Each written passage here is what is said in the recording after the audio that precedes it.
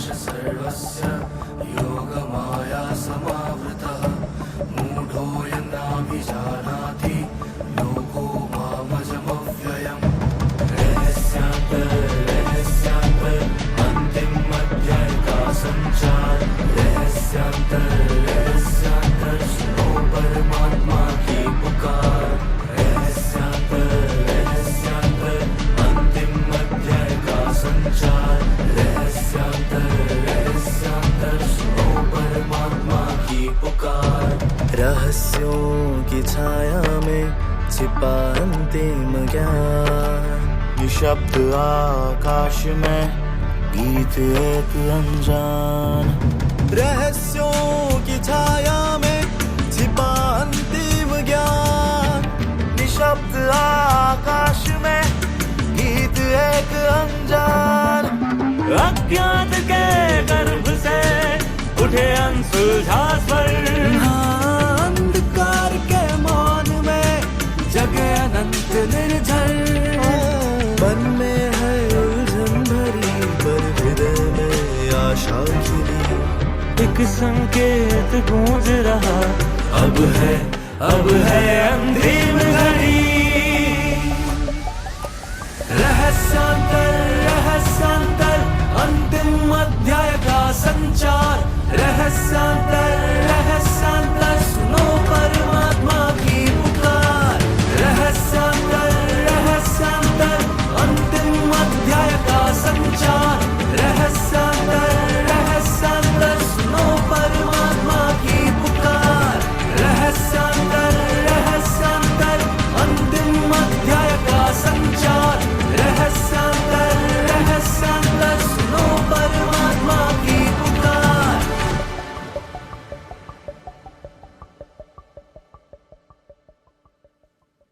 Om Shanti.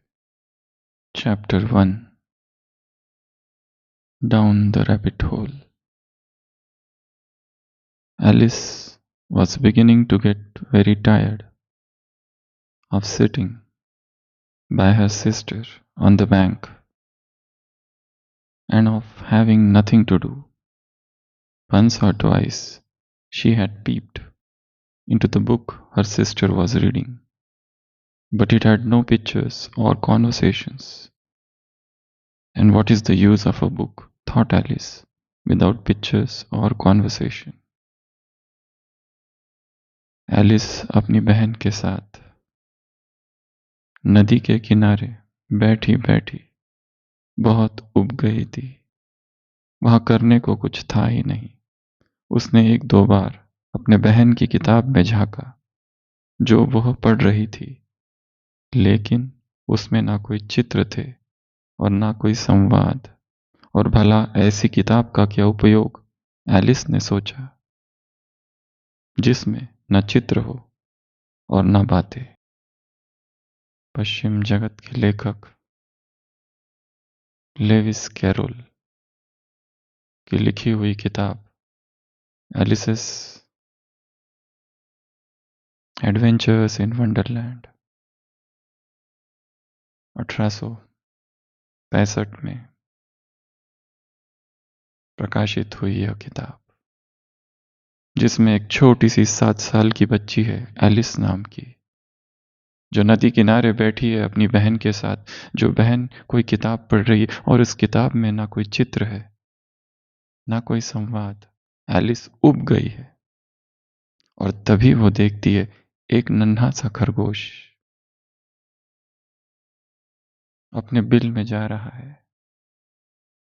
उसे आश्चर्य होता है क्योंकि वो खरगोश एक सफेद कोट पहना हुआ है और उसके हाथ में एक घड़ी है, और वो खरगोश कहता है एमलेट एमलेट एमलेट। और वो एलिस उस खरगोश का पीछा करते करते एक स्वप्न जगत में पहुंच जाती है। एक परियों के देश में चली जाती है जहां पर एंथ्रोपोमॉर्फिक मानवीकृत वहां के जो पशु पक्षी है वो मनुष्य की भाषा बोलते हैं। और उस स्वप्न जगत में एलिस सुबह से आई हुई है। उसे भूख लगी है। वो देखती है दूर एक रानी खड़ी है, रेड क्वीन, जो एलिस को पुकार रही है। वहां फल और मिष्ठान के थाल सजे हुए हैं। मेल एलिस को कहती, आ जाओ, आ जाओ, आ जाओ। एलिस भूखी है। सुबह से वो भागना चालू करती है। भागती जाती है, भागती जाती है, भागती जाती है। दोपहर हो जाती है। भाग ही रही है, भाग ही रही है, भाग ही रही है। वो देखती ही नहीं कि अंतर तो उतना के उतना ही है, डिस्टेंस उतना के उतना ही है।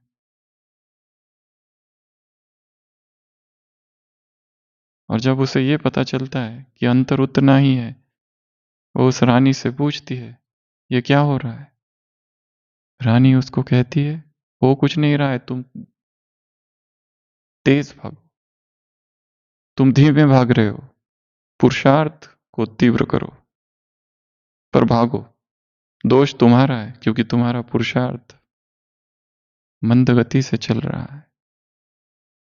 एनी तेज भागती है, भागती है, भागते भागते शाम हो जाती है, परंतु वो डिस्टेंस उतना के उतना ही है। और वो रेड क्वीन एलिस को बुला ही रही है, बुला ही रही है, कहती है, आओ, आओ, आओ। आखिरकार एलिस थक जाती है और कहती है, ये कैसी दुनिया है तुम्हारी? वो रेड क्वीन कहती है, ये वैसी ही दुनिया है जिस दुनिया से तुम आई हो। यहाँ कोई भी कहीं पर भी नहीं पहुंचता, केवल भागते रहते हैं और भागते रहते हैं और भागते रहते हैं। इस ब्राह्मण परिवार की एलिस शायद मैं ही तो हूं। दौड़ है, भागो, भागो, भागो। बाप समान बनने की दौड़, संपन्न संपूर्ण समान बनने की दौड़। और भाग रहे, भाग रहे, भाग रहे। परंतु ये भूल गए हैं कि ये यात्रा तो अंतर जगत की यात्रा है। ये बाहर की यात्रा है ही नहीं जहां हम भाग रहे हैं। इसलिए हम कहीं पहुंच ही नहीं पाते। इतने वर्ष हो गए वहीं खड़े हैं जहां 5 साल पहले या 10 साल पहले या 20 साल पहले थे। क्यों? कहीं तो चूक हुई है। एलिस पहुंचती है और देखती है रास्ता भटक गई है। एक बिल्ली पेड़ पर बैठी है, चेशायर कैट। एलिस पूछती है, रास्ता कहाँ है? मैं भटक गई हूं। वो बिल्ली पूछती है, तुम्हें जाना कहाँ है? एलिस कहती है, मुझे पता नहीं। फिर वो कैट कहती है, देन इट डजेंट मैटर। फिर कोई फर्क नहीं पड़ता।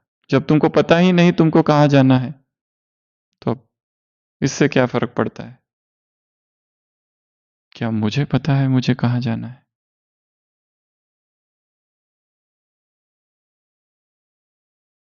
एलिस मैड हैटर की पार्टी में जाती है, टी पार्टी, बहुत प्रसिद्ध।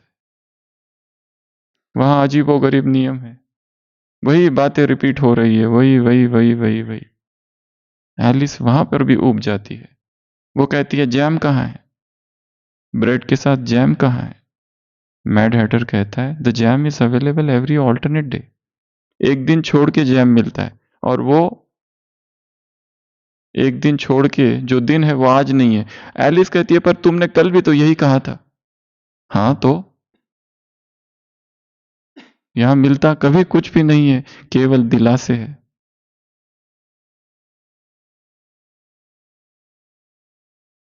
माया वो रेड क्वीन की तरह है जो पुकारती रहती है, आओ, आओ, आओ।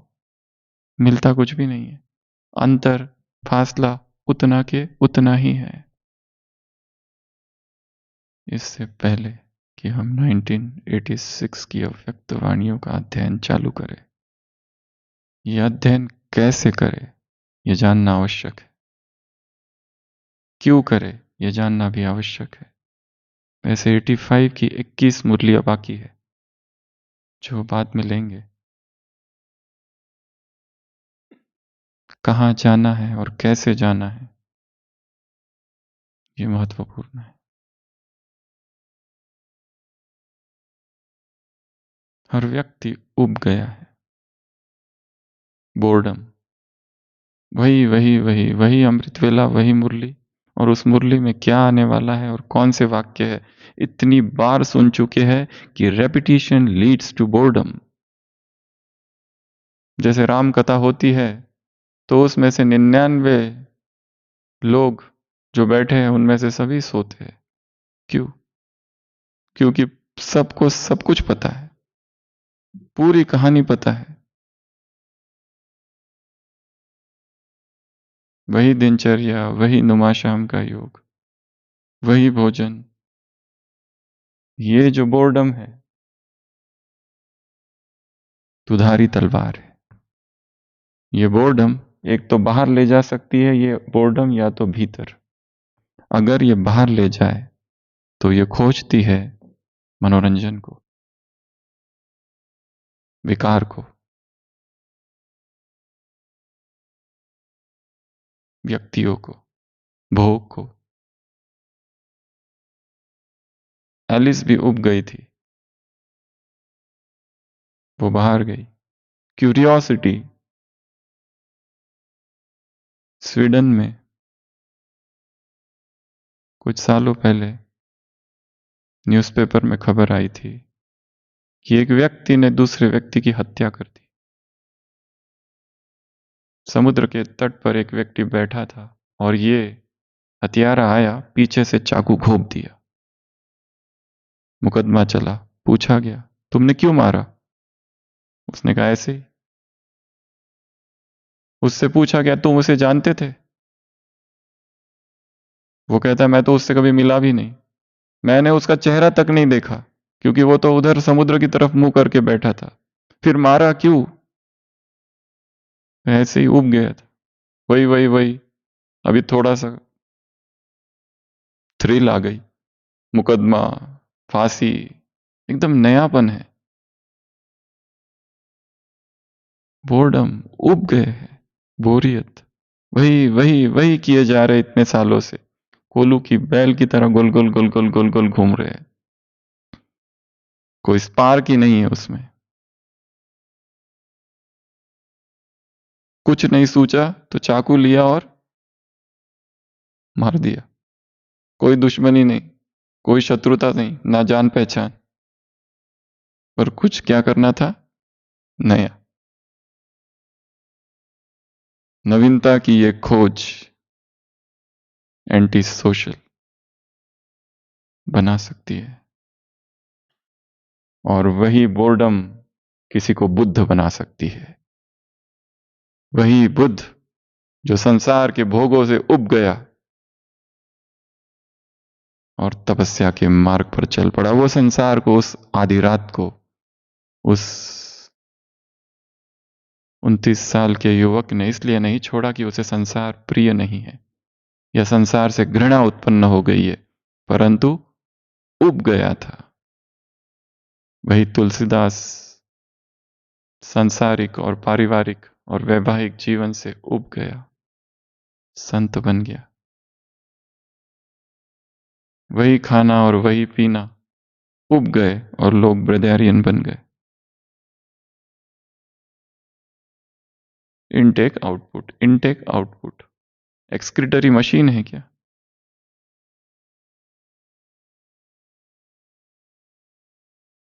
वही cycle, breakfast lunch dinner, breakfast lunch dinner, breakfast lunch dinner.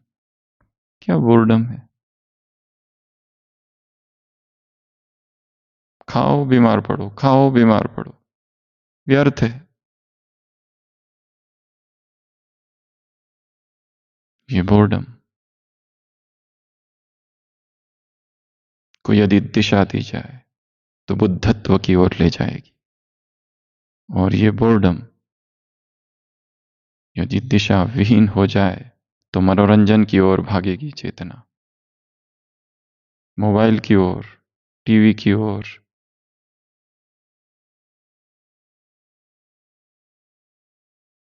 विवाह की ओर।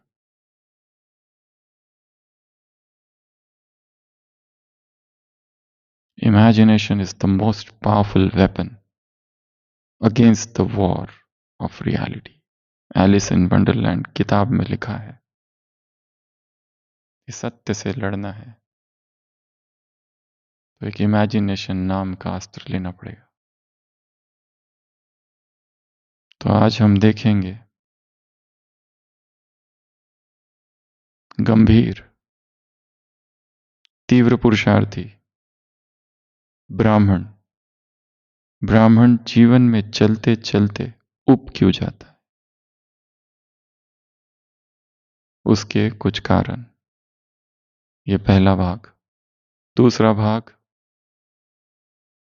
ये जो बोर्डम है इससे निकलने के लिए क्रिएटिविटी की क्यों आवश्यकता है, उसके 5 कारण। और तीसरा, मुरली अध्ययन की 100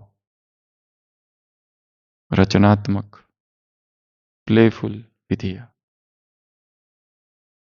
तो सबसे पहला प्रश्न, बीके ब्राह्मण ज्ञानी आत्माएं उब क्यों जाते हैं? 21 कारण बताओ। होमवर्क में आपको 7 कारण लिखने हैं। ये आज किया। भट्टी के दूसरे दिन का पहला। इसको होमवर्क ना कह के हमने इसको नाम दिया है सोल वर्क। होमवर्क नहीं है ये। क्या है ये? Soul work. तो आप बताओ, वो पुरुषार्थी जो एक दिन भी अमृत वेला मिस नहीं करता, वो पुरुषार्थी जिसने कभी मुरली मिस की हो उसे याद ही नहीं, वो पुरुषार्थी जो दिन भर अटेंशन रखता है, प्रतिपल सजग है, ट्रैफिक कंट्रोल, आत्माभिमानी स्थिति, आत्मिक दृष्टि का निरंतर अभ्यास करता है, 1 मिनट भी वेस्ट नहीं करता। नुमा शाम का योग, चाहे बैठ के नहीं परंतु यदि सेवा में है तो आत्मिक स्थिति में स्थित है, सारे दिन भर ध्यान रखता है कि मेरी वजह से किसी को लेश मात्र भी दुख ना हो।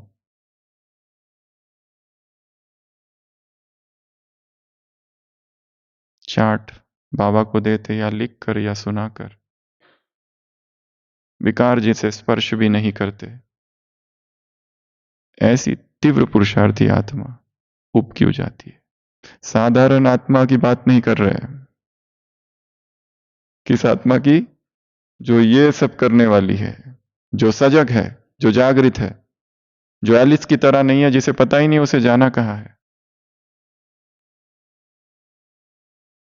बताओ। याद तो बहुत कर रही है। किसकी कमी? प्यार।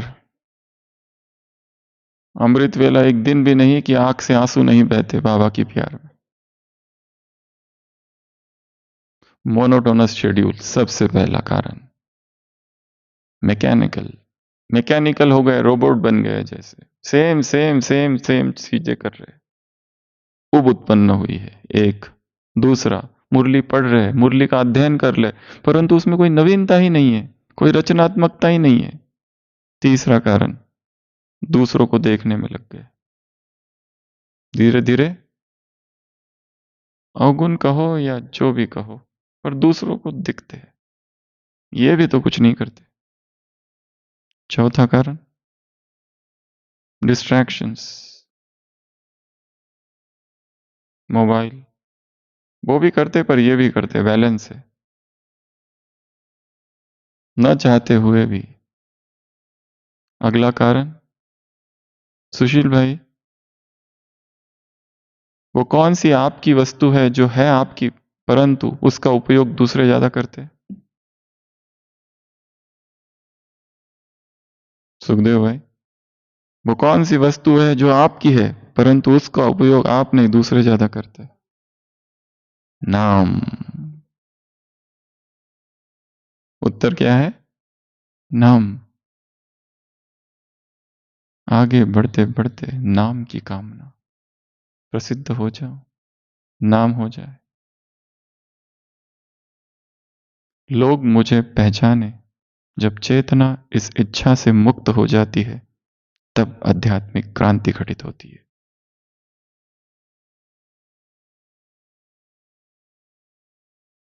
अगला, उब का कारण क्या है? इंटरेस्ट। इंटरेस्ट तो है, प्रकृति से जुड़ाव कम है, चार दीवारों के अंदर बंद है सुबह से लेकर रात तक, चाहे सेंटर, मधुबन, कमरा, ऑफिस। कितने लोग होंगे जिन्होंने उगता हुआ सूरज ही नहीं देखा है? कितने होंगे ब्राह्मण जिन्होंने डूबता हुआ सूरज ही नहीं देखा है? जाओ उस सूरज को देखो सुबह सुबह, उसकी किरणें लो, उस सूरज से बात करो, हे सूरज तुम अन्नदाता हो, तुम पोषण करता हो, तुम्हारी किरणें ही मेरा भोजन है, ये प्रकाश ही भोजन है, ये श्वास ही भोजन है। ब्रेकफास्ट सनलाइट का, ईट द सन, सूर्य की दिव्य आभा, सूर्य की दिव्य विभा मेरे रोम रोम में भर रही है, मेरे शरीर के, मन के सारे रोगों से मुझे मुक्त कर रही है। सन गेजिंग चालू करो, फिर से उस सूरज को देखो, देखो उसके तरफ और योग करो और सोचो यही शिव बाबा है। देखो उस सूरज की तरफ और सोचो कैसे अचल अडोल है, वैसे मैं भी अचल अडोल हूं। सोचो जैसे ये विश्व का कल्याण करता है, मैं विश्व का कल्याण करता हूं। जैसे ये तेजस्वी है, मैं विश्व का ज्ञान सूर्य हूं। उस सूर्य को देखते देखते ही योग करो। 6 बजे सूर्योदय होता है माउंट आबू में। ऐसी जगह ढूंढो कि जहां सूरज को हम देख सके। खड़े हो जाओ नंगे पांव, या फिर पत्थर पर बैठ जाओ और सूरज को देखो, देखते रहो। उसकी दिव्य ऊर्जा मेरे शरीर में भर रही है, पूरा जीआई ट्रैक, एलिमेंट्री कैनल, मेरा पेट सूरज की किरणों से भरता जा रहा है। मेरा पेट भरा हुआ है, आई एम फुल। मैं संतुष्टता खोजता नहीं, संतुष्टता मैं हूं। अब पेट भर गया है, अब कहां डाइनिंग की ओर जाए? पेट पहले ही भरा है, क्यों जाए?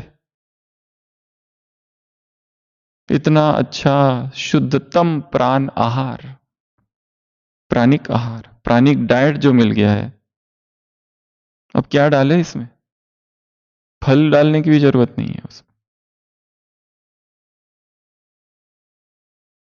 Air is my food, light is my food, sunrays are my food. एक मास कर लो, भूख खत्म।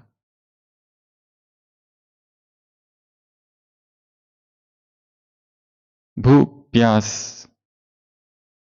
स्वाद और रस, सर्दी और गर्मी, हार और जीत, निंदा और स्तुति,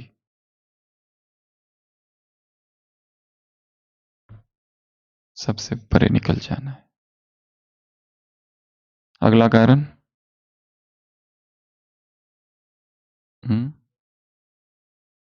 रेपिटेशन, वही वही पॉइंट रिपीट कर रहे हैं और बहुत ज्यादा गंभीरता आ गई है, सीरियसनेस, प्लेफुलनेस खो गई। ये भी एक कारण है ऊब आने का। अगला कारण, इच्छाएं दब गई है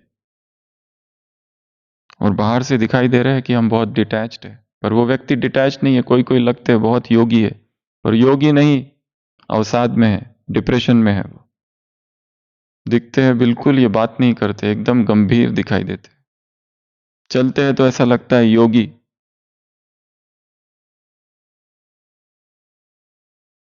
बट वो योगी नहीं है। मुखोटा है, नकाब है योगी का, अंदर में महान दुख लिए घूम रहे। अगला, प्रेशर है, तपस्या है ही नहीं, तपस्या का आनंद नहीं है, तपस्या एक दर्द है, मजबूरी है, या फिर एक एक अहंकार है कि मैं बहुत तीव्र पुरुषार्थी हूं। ये जो उठते नहीं है अमृत वेला, बहुत घृणा की दृष्टि से देखते हैं उनकी तरफ, सूक्ष्म अहंकार। दूसरा, बाबा के साथ वो प्यार वाला संबंध नहीं है। क्या है? बहुत मेहनत है, हार्ट वाली रिमेम्बरेंस नहीं है। भावना खो गई है। भक्त की कितनी भावना होती है। हमें याद है, हम कुछ दिनों पहले एक जगह गए थे, 7 दिन तक गीता का अध्ययन किया। एक व्यक्ति को अपना टीचर बनाया, पर वो व्यक्ति कौन था? जिसे दिखाई नहीं देता था, वो अंध था बचपन से। परंतु उम्र हमसे भी कम होगी 1-2 साल, परंतु गीता का प्रकांड पंडित और इतना अनन्य भक्त। बचपन से उसने 7-8 साल का था तब आंखें चली गई। जन्मांध जैसा ही था, वो वकील था, कोर्ट में काम करता था, जो जज था, पर इतना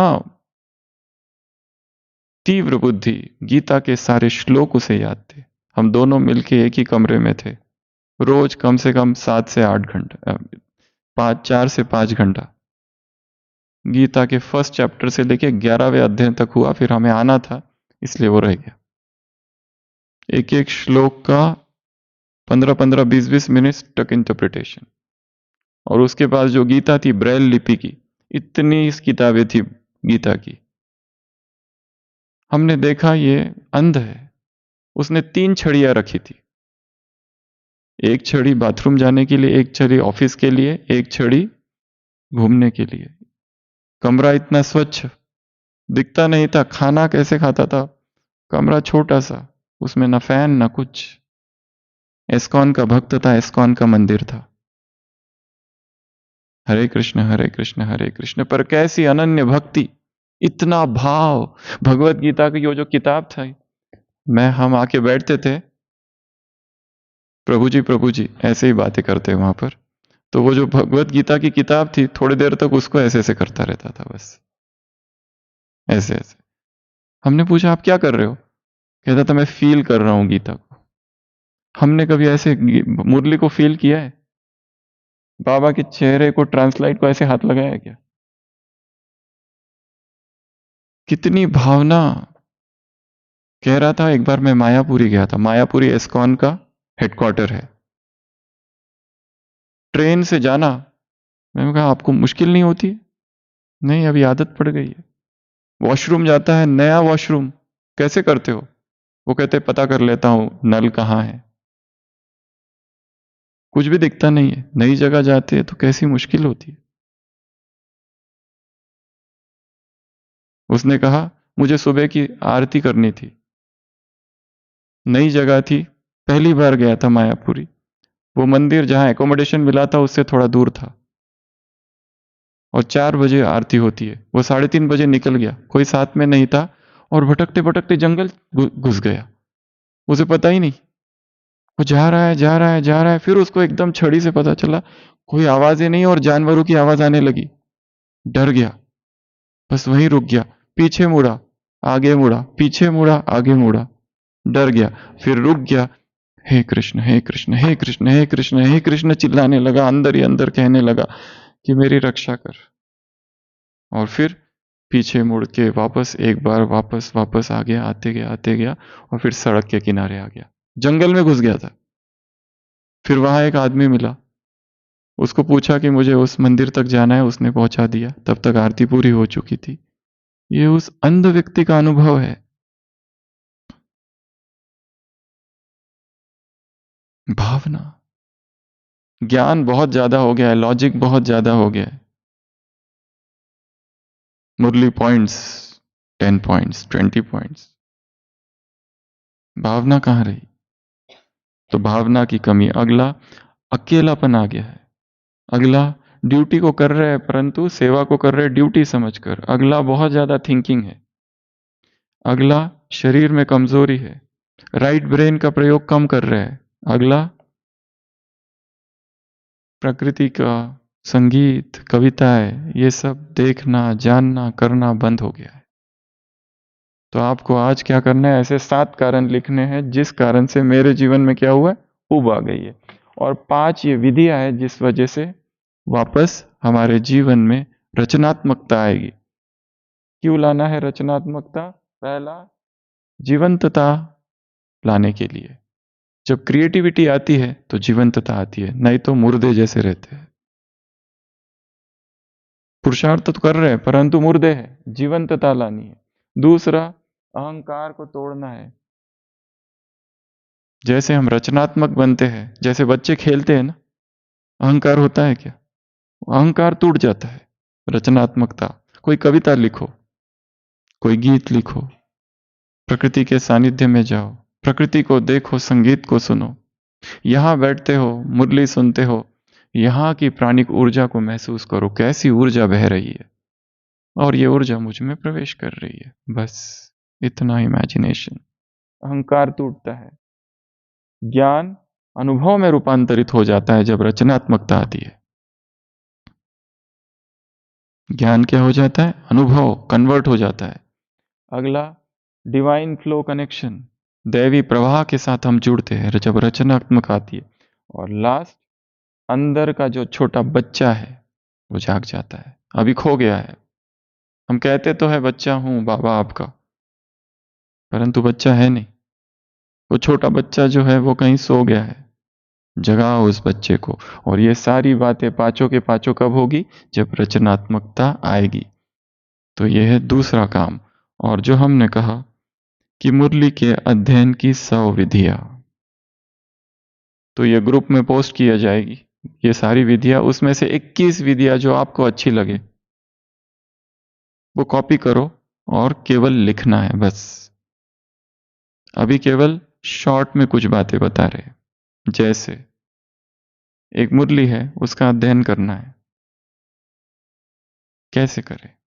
ये सारी बातें हमने जो पहली सीरीज चली थी सिमरन क्रांति, उसमें बताई थी। पहली, draw comic strips based on Murli points. Murli की जो पॉइंट्स है उसमें से कोई उसके आधार पर कोई कार्टून बना दो, एक। दूसरा, माइंड मैप, एक माइंड मैप बनाओ, उसमें चित्र हो। मुरली मंडल, मुरली मंडल, यहाँ पर शायद समीक्षा बहन ने एक बार मंडल बनाया था, गोल गोल गोल गोल। तीसरा, इमोजीज, इमोजीज पता है ना, ये वो मुरली की पॉइंट्स लिखो और उसमें इमोजीज लिखो सारे, उसको सजाओ। फ्लैश कार्ड्स, छोटे छोटे फ्लैश कार्ड्स, ऐसे छोटे छोटे कार्ड बनाओ, उस पर मुरली की बहुत शक्तिशाली कोई पॉइंट लिख दो। जैसे कल की मुरली में था, आत्मा का संसार है डैश बाप दादा, आत्मा का संस्कार है, स्वभाव है ब्राह्मण सो फरिश्ता सो देवता। छोटे से पॉइंट में, ये पॉइंट हमने लिखी है तो हमको याद रहेगा। और यदि हम वो स्लोगन कार्ड, ये फ्लैश कार्ड किसी और को दे दे तो और ही ज्यादा फायदा, क्योंकि हमको याद रहेगा कि हमने उनको दिया था। जिसको दिया वो तो भूल जाएगा, क्योंकि स्लोगन कार्ड जैसा देते थे लोग क्या करते, उसको जेब में रख देते और पढ़ते भी नहीं है, भूल जाते। पर क्योंकि वो हमने तैयार किया तो याद रहेगा। फिर मुरली फ्लैश कार्ड, फिर कलर कोडिंग करो, पोस्टर बना दो कोई एक। जैसे ये पोस्टर बना है, कविता है, इसका पोस्टर बना दो, उसको डेकोरेट करो। अगला, कोलैज, मुरली के बहुत अलग अलग इंटरनेट से, गूगल से इमेजेस ले लो और उनको एक जगह मिला दो, कोलैज। उसके बाद में Murli doodles, cartoons, art, sand arts, रेती का कोई एक आर्ट बनाओ। रेत होती है ना, उससे भी चित्र बनाया जा सकता है। शिवलिंग बनाओ या कुछ और, जो मुरली में उस दिन पॉइंट आई है उसके आधार पर, तो नवीनता होगी। मुरली बेस्ड रंगोली, जिनको रंगोली निकालनी आती है, या तो मुरली की पॉइंट ही लिखो रंगोली से, या फिर कोई चित्र बना दो जो मुरली से संबंधित है उस दिन के। रोज सेंटर के सामने सुबह जल्दी जाओ तो आने वाले देखेंगे ये कौन सी पॉइंट है, वो पता चलेगा अरे ये तो बाहर लिखी थी, वही पॉइंट अंदर सुनी। Symbolic jewellery, bracelet. फिर विजुअलाइज सीन्स फ्रॉम मेडिटे मुरली, मुरली से जो सीन है वो मेडिटेशन में विजुअलाइज करो। मुरली को चित्र बना दो, मुरली को गीत बना दो, मुरली को कविता बना दो, मुरली को संगीत में कन्वर्ट कर दो।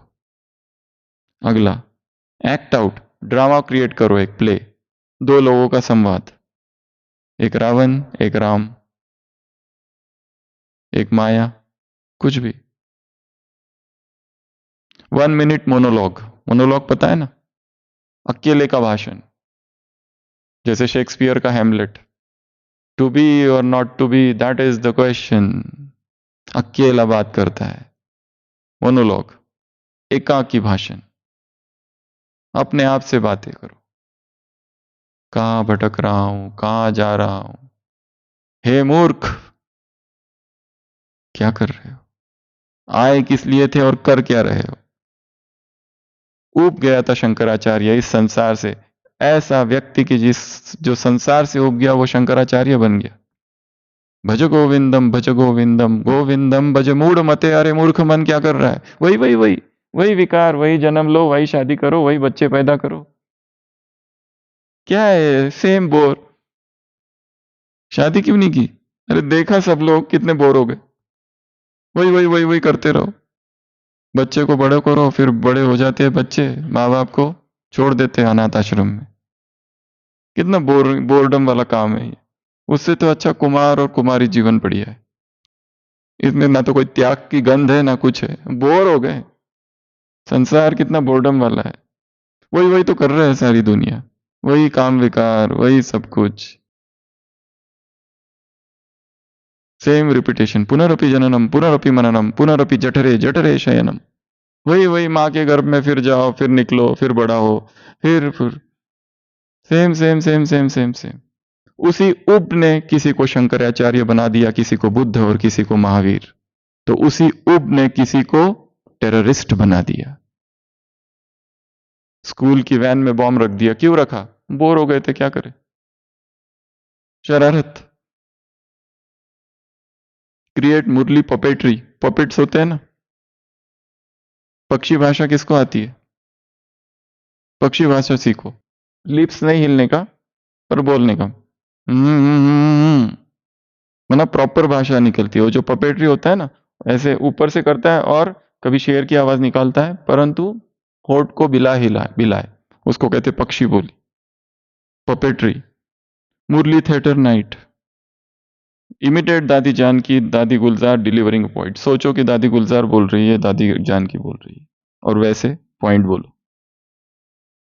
Facial expressions, mimic, mime, podcast, story telling circle, shadow play, dramatise करो पॉइंट को, अंताक्षरी करो मुरली की, डायरी एक्टिंग, जिंगल, इंटरव्यू, बाबा से इंटरव्यू लो और लिखो इंटरव्यू लेते हुए, दादी जानकी और मैं इंटरव्यू, पॉइंट्स हमारी, उत्तर दादी जानकी के, और उत्तर कौन से, मुरली वाले।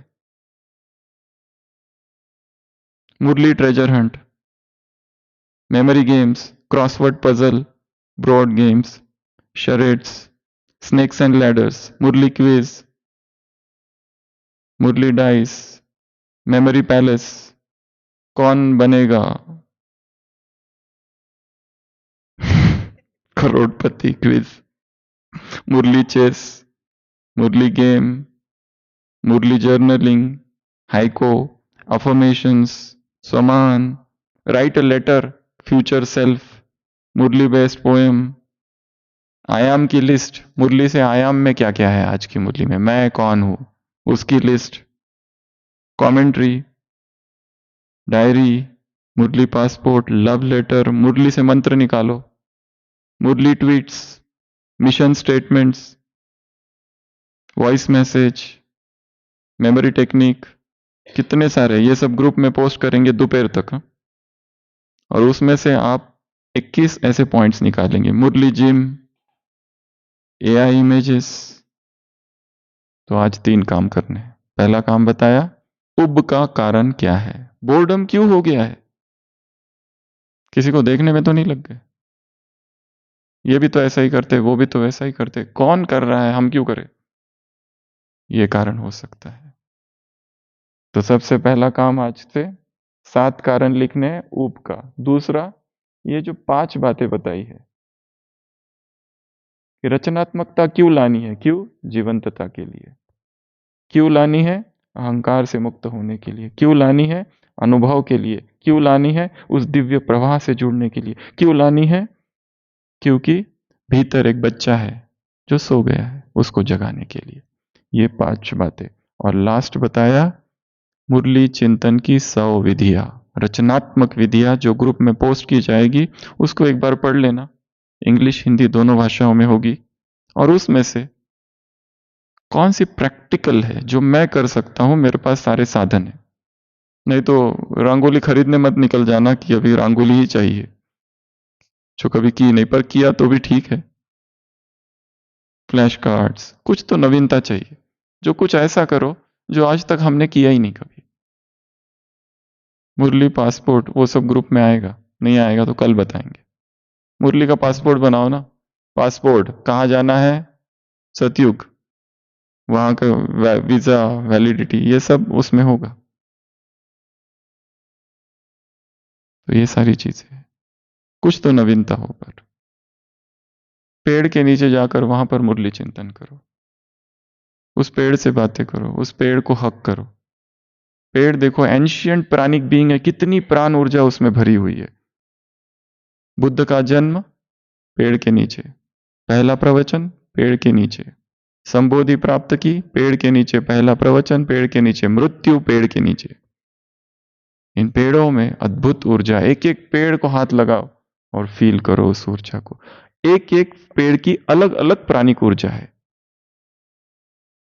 बस बैठ जाओ, अनुभव करो उस सूरज को। मिट्टी से पैर को स्पर्श होने दो।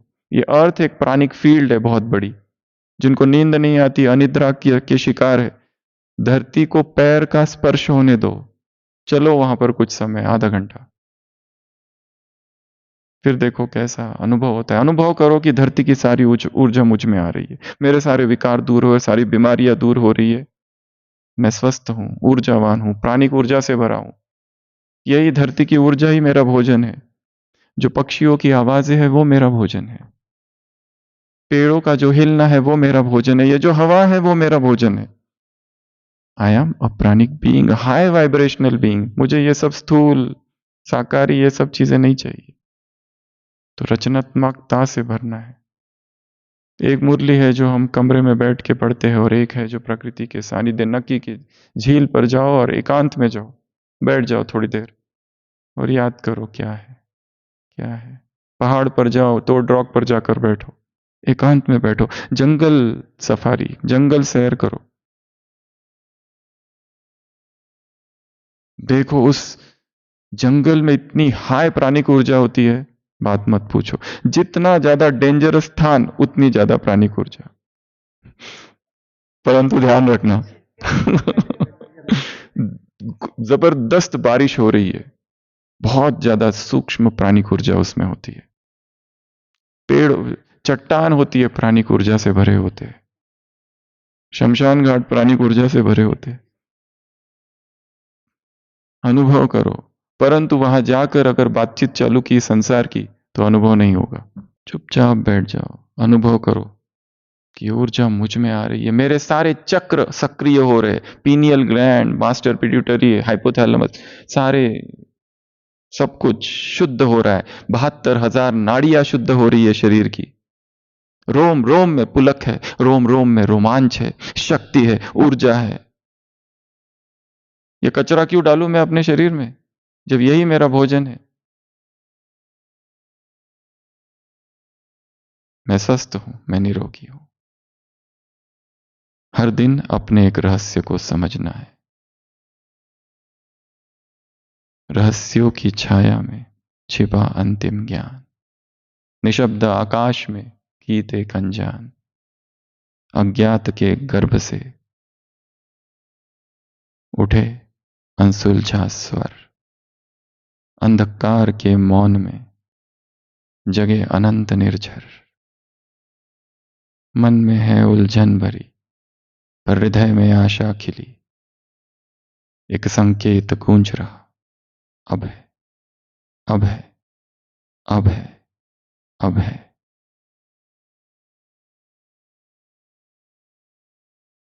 क्या है? अंतिम पुकार, रहस्यांतर, रहस्यांतर। अंतिम अध्याय का संचार सुनो, परमात्मा पुकार। ओम शांति।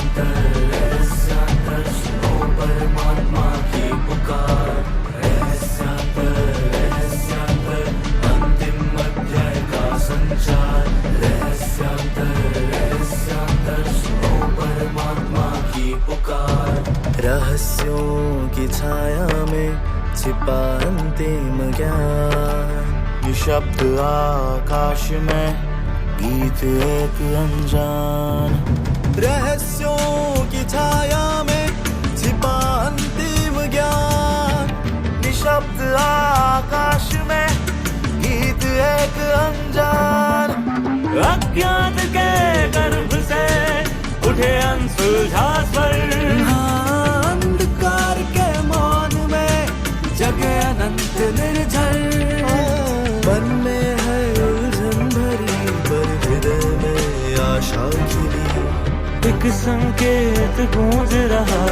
अब है अंतिम घड़ी रहस्यांतर रहस्यांतर अंतिम अध्याय का संचार रहस्यांतर